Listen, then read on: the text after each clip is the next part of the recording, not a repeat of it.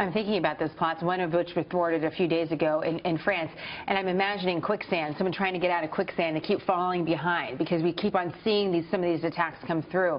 How do we get ahead of it, Tom? Is there a way to get to the point where you're not playing catch-up, it seems, in some circumstances where these guys get through and do damage? My big concern in all this is that we're not going to deliver them a sound military defeat that discredits the ideology and the message they've been pumping out for years. So you still think a good old-fashioned, pardon the description, that's right, that's what we need. That's what they need, yeah. It needs to be clear to the population that they do not represent the future and that their vision of the world is not acceptable.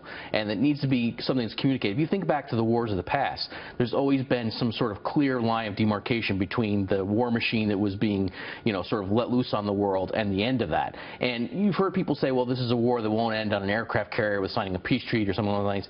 That's probably right, but there still needs to be a sound defeat. And my problem right now is, look at a map. Where are we defeating the jihadis sort of wholesale? I'd say nowhere. Yes, ISIS is losing territory in Iraq and Syria. Absolutely. It's important to keep in mind. But you have multiple other problems, including al-Qaeda in Syria. And ISIS is going to continue to thrive as an insurgency even after they lose more ground. So the bottom line is the ideology being discredited? I would say globally, no. Is there a sound military defeat on its way? Right now, it doesn't look like it. And so you basically say that we need to go after them in those particular hot spots, deliver a sound defeat, and show it doesn't pay to be part of any of these organizations. It needs to be a clear message that you're not going to survive and get away with this in the long run.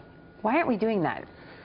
I think it's a lack of political will. I mean, what does this all really come down to? It all comes down to basically, look, for the last decade or so, most of this war has been fought by flying drones and airstrikes and that sort of thing. There's not a willingness to use a lot of American ground forces. I get it. I don't really want to call for American soldiers to go into Syria or more to go into Iraq or in Syria, Afghanistan, elsewhere.